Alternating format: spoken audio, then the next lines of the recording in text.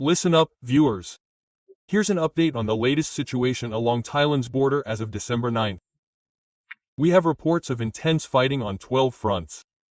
Thailand has successfully captured Hill 677, Chong Gai Ma, and decisively destroyed a Cambodian base, leaving numerous pieces of debris scattered across the hillside and forest. Naval forces are also involved, firing intensely from the sea along the entire border, particularly in the Trat province area, where the fighting continues unabated. Cambodia is holding its ground in the area of three houses. Thai F-16s and GPEN fighter jets have been operating since early morning, scattering the Cambodian forces even before dawn. To summarize, let's continue following the story. We'll start with an update on the latest situation in the area. Today marks the third day of the fierce clashes with Cambodia. The 1st and 2nd Army regions, along with forces from Chontaburi and Trat, are heavily involved, especially in Phanom Rak and Krab Choeng districts of Surin province. The sound of artillery from both sides is deafening. There's also an update. A report says Cambodian forces fired a BM-21 grenade near Phanom Rak Hospital, causing chaos. Patients and medical teams have been evacuated to safety. Security measures have been finalized. What the Khmer are doing now might just repeat the same cycle. Shooting at civilians, shooting at Thai people. The latest official report from the 2nd Army area indicates fighting on December 10, with clashes occurring along the main border of 4 Thai provinces. First, Surin province, where 5 fronts have been opened, including areas like Chong Chom, Chong Plo, and Chong Rai, where intense gunfire is expected. Even though we've captured Prasad Khan, the Khmer are still not giving up and are continuously firing BM-21s into the area. Regarding the battle at Ta Kwai Temple and Ta Kwai Castle, it's still considered fierce. The Cambodians have a more advantageous position in the area, plus they have more weapons and bunkers. We haven't been able to advance into their territory. There's also the issue of landmines. As you can see, the condition of Ta Kwai Temple is such that we are prepared to rebuild it. If the Cambodians are based there, we have to get rid of them. There's also the battle at the Central Channel and Ta Mun Temple. While there haven't been many reports of fierce fighting on those fronts yet, as of today, none of the battles have shown any casualties.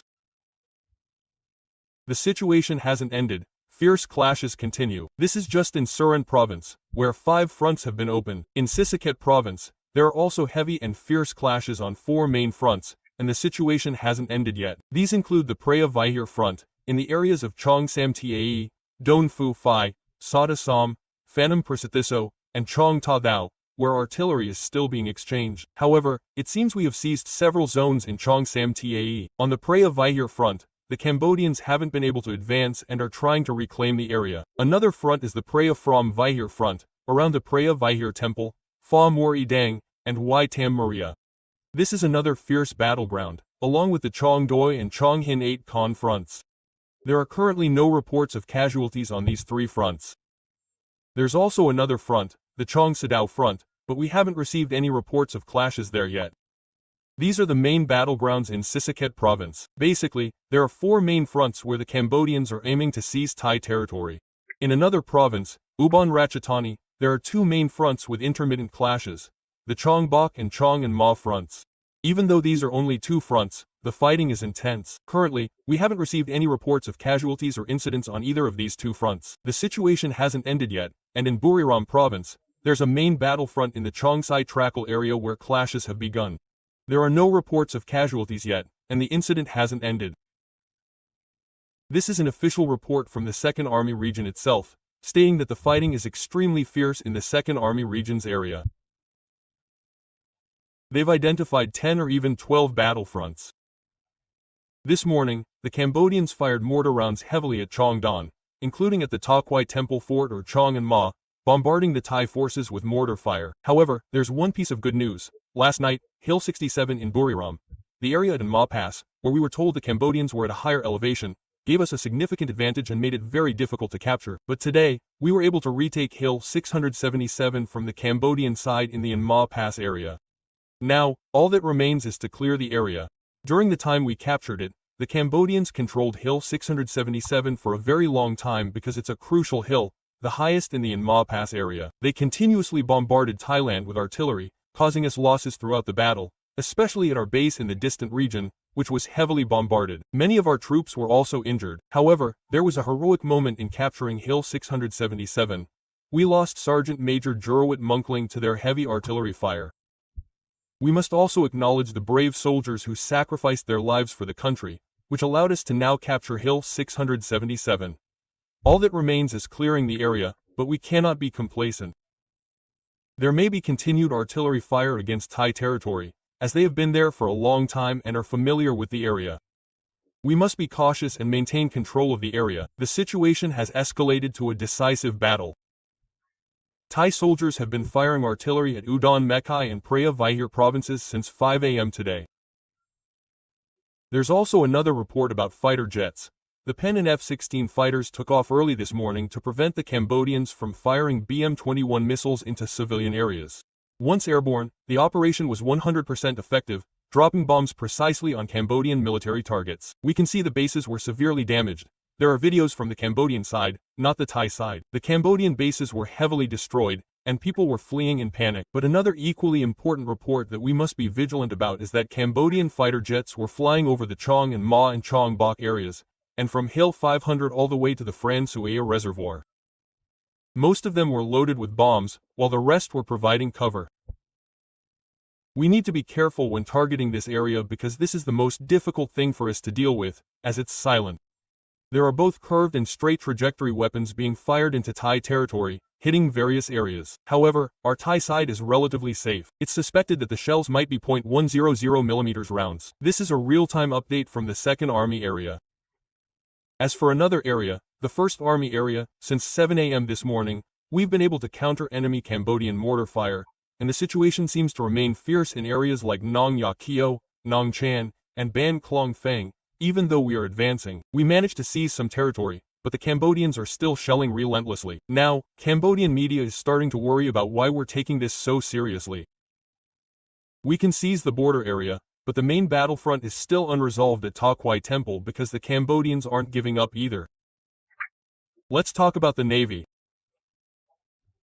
Wow, it's so intense right now that they've deployed the HTMS Thepa to fire artillery from land and sea into strategic areas to bombard 3 houses in the Trat Prap Prak operation. It's still very fierce. The gunfire hasn't stopped since yesterday, probably about 20 hours now. It's extremely difficult. Our Navy has deployed Marines to engage and seize 3 houses in Ban Nong Ri, Tambon Chamra, Trang Province since the 9th. The clash has lasted for many hours, but the Marines haven't been able to control the area because the Cambodian side has dug bunkers and trenches for cover and used heavy artillery to retaliate against the Thai side. This forced our forces to retreat. We managed to get into the area of the 3 houses, but we couldn't stay there because there was no cover or anything to hide, so we had to retreat again and used artillery to fire ahead, which the Cambodians responded with. Yesterday evening, the Navy dispatched a team to the HTMS The Pha to provide artillery support in order to seize the 3 houses. This effectively destroyed 80% of the Cambodian stronghold with the help of the Marines. Ultimately, we successfully burned down the 3 houses, including the bunker believed to have been used to store supplies. Following the operation, the Navy has deployed personnel and patrol ships to patrol 24 hours a day and has elevated its status to combat readiness. All ship weapons are fully prepared to respond immediately to any situation. This is the report. This is very good news. We were able to attack and seize 3 houses, then burn and destroy them completely. I must say I support all the soldiers on the front lines who sacrificed themselves for the nation and resisted the Cambodians like this. If the Cambodians invade, we will retaliate first, invading and seizing advantageous high ground. We'll go all out.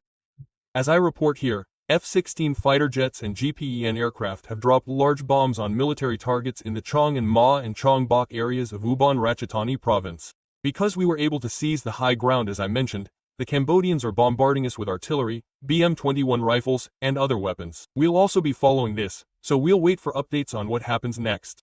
But this morning, things have been extremely hectic. We'll have to keep monitoring the situation and remain vigilant. Okay, that's all for this video. If you enjoyed this update, please like and subscribe to support me. Feel free to comment and share your thoughts. See you again in the next video for more updates. Bye for now. We've been gone a long time. A Small car hit us, and we burned it down. This is the base of operations. They have motorcycles.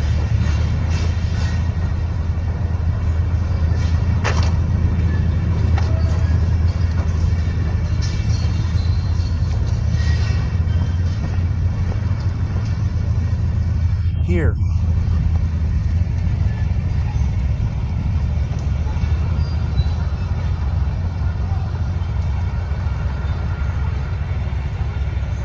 We.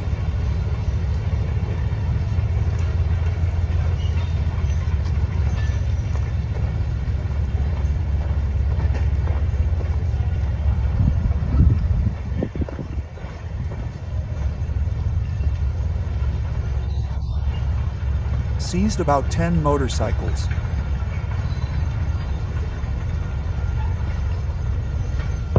From the base.